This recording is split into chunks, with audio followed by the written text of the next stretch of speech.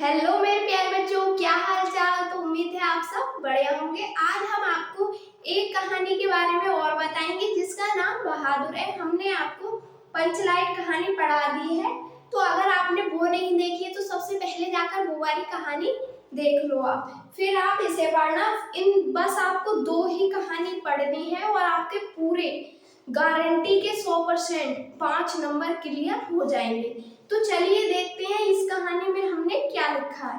पहले हम इस कहानी के क्या देखेंगे, प्रमुख पात्र देखेंगे, फिर इस कहानी को समझेंगे कि इस कहानी में क्या है। आपको सिर्फ एक बार इसे सुनना है और बाकी आपको ये पूरी याद हो जाएगी। तो पहले देखते हैं यहाँ पर इसके प्रमुख पात्र कौन कौन से हैं। पहले है यहाँ पर पहला पात्र है बहादुर। कौन है? बहादुर। बहादुर कौन है? यहाँ पर 12 से 13 साल का एक नेपाली लड़का है। क्या है? 12 से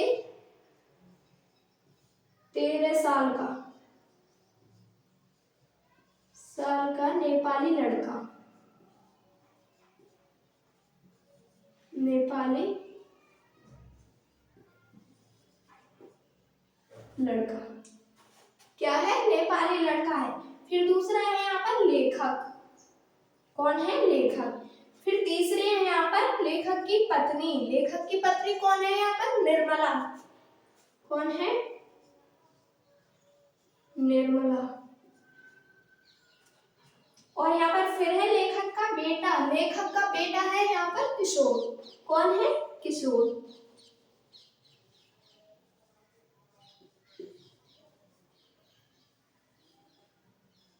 किशोर। फिर है यहाँ पर रिश्तेदार। यहाँ पर रिश्तेदारों का भी जिक्र किया गया है। अब इसे समझते हैं कि ये कहानी क्या है। तो ये कहानी अमरकांत जी द्वारा लिखित एक नेपाली बच्चे के प्रति कटु व्यवहार की कहानी है। इस कहानी में लेखक ने अपने आप को ही पात्र माना है, मतलब स्वयं के ऊपर ही ये कहानी बनाई है। तो इस कहानी में क्या होता है, जब एक बहादुर नाम का लड़का होता है और वो अपनी माँ के कटु व्यवहार, मतलब उसकी माँ उसको साथ बुरा व्यवहार करती है, उसे मारती है, पीटती है। तो वो एक दिन गुस्सा हो जाता है। गुस्सा होने के बाद वो रात में चला आता है, मतलब घर छोड़कर चला जाता है। फिर वहां पर क्या होता है, जब वो घर छोड़कर चला जाता है, फिर क्या होता है, यहाँ पर ये जो लेखक की पत्नी है निर्मला। कौन है? निर्मला। ये जब रिश्तेदारों के घर पर जाती हैं तो वहां पर नौकर होते हैं। तो ये रिश्तेदारों के घर में देखकर कि वहां पर नौकर है तो हमारे घर में भी एक नौकर तो होना चाहिए, इसी वजह से वो अपने पति यानी कि लेखक को कहती हैं कि हमारे घर में भी एक नौकर होना चाहिए। हमारी रिश्तेदारों के घर में जब नौकर हैं, तो यहाँ पर क्या होता है, जब बहादुर भागकर आता है तो यहाँ पर लेखक के घर पर क्या रख लिया जाता है? नौकर। क्या रख लिया जाता है? नौकर। नौकर बना लिया जाता है। क्या बना लिया जाता है? नौकर। फिर क्या होता है, जब नौकर रख लिया जाता है तो पहले तो क्या होता है, जब किसी के घर में कोई भी इंसान अगर नया नया आए तो पहले तो उसके साथ अच्छा व्यवहार करते हैं, मतलब बिल्कुल अपने बेटे की तरह रखते हैं। किसको? बहादुर को। मतलब उसको नौकर के रूप में तो बिल्कुल भी नहीं मानते हैं कि ये नौकर है, बिल्कुल अपने बेटे के समान व्यवहार करते हैं और बहुत ही अच्छा व्यवहार करते हैं। फिर क्या होता है, लेखक तो घर पर रहते नहीं है, वो मतलब बाहर रहते हैं। तो घर पर कौन रहता है? निर्मला और किशोर। फिर क्या होता है, यहाँ पर पहले अच्छा व्यवहार करते हैं, फिर धीरे धीरे करके ये जो होता है बहादुर के साथ बहुत ही गलत व्यवहार। बहादुर कौन है? नेपाली लड़का। इसके साथ बहुत ही ज्यादा गलत व्यवहार करने लगते हैं। यहाँ तक कि क्या होता है, उसे मारने पीटने लगते हैं। बस उसे मारने पीटने का सिर्फ एक बहाना ढूंढने लगते हैं। तो बहादुर बहुत ही परेशान रहने लगता है। फिर क्या होता है, एक दिन इनके घर पर क्या आते हैं? रिश्तेदार आते हैं। कौन आते हैं? ये आते हैं रिश्तेदार। जब रिश्तेदार आते हैं तो उनके ना चाय नाश्ता करते वक्त, मतलब खाना खाते वक्त, उनके 11 रुपये खो जाते हैं। कितने? 11 रुपये।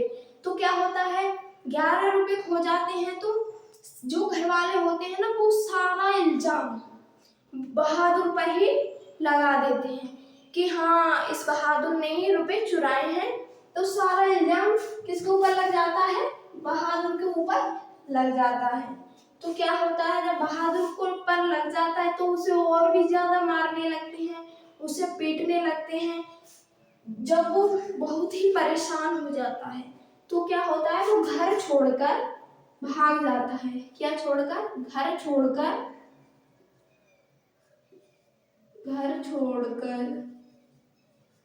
क्या हो जाता है? भाग जाता है। घर छोड़कर भाग जाता है। बहुत परेशान हो जाता है, कहाँ तक सहन करता, इसलिए वो घर छोड़कर भाग जाता है। फिर जब भाग जाता है तो लेखक की पत्नी और किशोर पछतावा करते हैं, क्योंकि वो पैसे खोए थे वो दोबारा मिल जाते, वहीं कहीं पड़े मिलते हैं। जैसे कि उन्होंने खाट पर बैठकर खाना खाया तो उसके नीचे ही पड़े मिल जाते हैं। फिर लेखक की पत्नी और उनका बेटा किशोर फिर एंड में बहुत ही ज्यादा पछताते हैं, मतलब बहुत ही ज्यादा पश्चाताप करते हैं और यानी कि बहादुर को ढूंढने लगते हैं कि बहादुर कहाँ चला गया। लेकिन इनके बहुत ही ढूंढने के बाद बहादुर नहीं मिलता है और वो अपने घर पर ही चला जाता है, पता नहीं कहाँ चला जाता है। फिर ये बहुत ही ज्यादा पछताव करते हैं। तो वहीं पर एक क्या है, दोहा है कि अब पछताए क्या होवे जब चिड़िया चुग गई खेत। बस यहीं पर ये कहानी खत्म हो जाती है। तो अब इस कहानी को लिखेंगे कैसे, यानी कि कैसे लिखेंगे, तो वो हमने आपको आगे बता दिए कि इस कहानी को कैसे लिखा है। बहादुर कहानी अमरकांत जी द्वारा लिखित एक नेपाली बच्चे के प्रति परिवारजनों द्वारा किए गए कटु व्यवहार की कहानी है। फिर आगे यहाँ पर लिखा है, लेखक ने स्वयं को कहानी का एक पात्र माना है। मतलब लेखक कौन है यहाँ पर? अमरकांत जी। तो इन्होंने कहानी का अपने आप को ही क्या माना है? पात्र। तो यहाँ पर लिखा है, बहादुर एक नेपाली लड़का है। क्या है? नेपाली लड़का है जो अपनी माँ के कटु व्यवहार के कारण घर छोड़कर भाग आया है। क्या छोड़कर भाग आया है? घर। अपनी माँ के कटु व्यवहार, उसकी माँ उसके साथ व्यवहार गलत करती थी, इसलिए वो घर छोड़कर भाग आया। फिर लिखा है, लेखक की पत्नी निर्मला और उसका बेटा किशोर पहले तो बहादुर के साथ अच्छा व्यवहार करते हैं। जब कोई इंसान किसी के घर पर नया नया आता है तो उसके साथ पहले तो अच्छा व्यवहार किया जाता है, लेकिन बाद में उससे गाली गलौज दी जाती है, मतलब व्यवहार खराब हो जाता है। यहाँ पर लिखा है ना, अच्छा व्यवहार करते हैं लेकिन धीरे धीरे कठोरता बरतने लगती हैं, मतलब धीरे धीरे उसके साथ गलत व्यवहार करने लगते हैं। फिर लिखा है, वह घर का सारा काम काज करता है। क्या करता है? घर का सारा काम करता है, लेकिन उसे गाली गलौज सुनने को मिलता है। इतना काम करने के बावजूद भी उसको क्या सुनने मिलता है? गाली गलौज। कौन सुनाता है? लेखक की पत्नी निर्मला और किशोर। फिर यहाँ पर लिखा है गाली गलौज सुनने को मिलता है। फिर लिखा है, लेखक की पत्नी और उसका बेटा किशोर, उसके बेटे का क्या नाम है? किशोर। तो मानो बहादुर को पीटने का बस बहाना ढूंढते रहते हैं। जो लेखक की पत्नी है और लेखक का बेटा है किशोर, वो तो बहादुर को मारने पीटने का बस बहाना ही ढूंढते रहते हैं कि कैसे भी कोई बहाना मिले और हम इसे मारे। फिर है, एक बार रिश्तेदारों के रुपए खो जाने पर क्या हुआ? एक बार लेखक के घर पर क्या है, रिश्तेदार आए और उनके 11 रुपये खो जाने पर जब घर वालों ने उस पर किस पर लगाया? बहादुर पर ही चोरी का आरोप लगा दिया। फिर लिखा है, और उसे बुरी तरह पीटा तो बहादुर बिना किसी को बताए अचानक घर छोड़कर चला गया। एक तो उस पर चोरी का इल्ज़ाम लगाया और उसे बुरी तरह पीटा, तो बहादुर क्या हुआ? नाराज़ होकर घर छोड़कर चला गया। फिर आगे लिखा है यहाँ पर आपको दिख रहा होगा, उसके चले जाने के बाद क्या है? उसके चले जाने के बाद घर में मातम छा गया। क्योंकि सभी को आराम की आदत लग चुकी थी। जब घर में नौकर था, मतलब बहादुर था, तो वो घर का सारा काम करता था। फिर वो चला गया तो घर का काम कौन करे। इस वजह से घर में क्या छा गया, मातम सा छा गया, क्योंकि उन पर घर का काम करा नहीं जा रहा था। बहादुर के कारण सभी लोग घर के काम के आदी हो गए थे। फिर है, इसलिए वे बहादुर को ढूंढते हैं। क्या ढूंढते हैं? बहादुर को ढूंढते हैं कि बहादुर मिल जाए और हम उसे वापस ले आएं।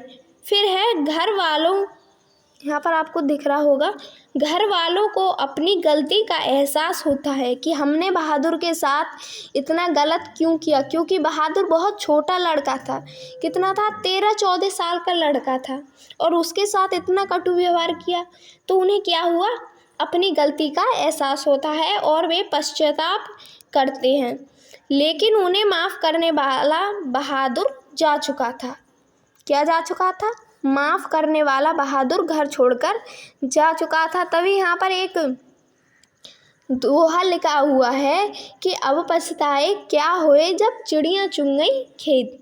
तो उम्मीद है आपको ये कहानी समझ में आ गई होगी। ये बहुत ही आसान और बहुत ही सरल कहानी है, और ये आपके पेपर में पूरे 5 नंबर में आएगी। आपको अपने पेपर में ऐसे ही लिखना है जैसे मैंने लिखा है। लेखक के नाम को अंडरलाइन, और यहाँ पर जो मेन पात्र हैं उनके नाम के नीचे आपको अंडरलाइन ही करनी है, ताकि एग्जामिनर को आपकी राइटिंग अलग ही समझ में आए और आपको पूरे 5 नंबर मिले।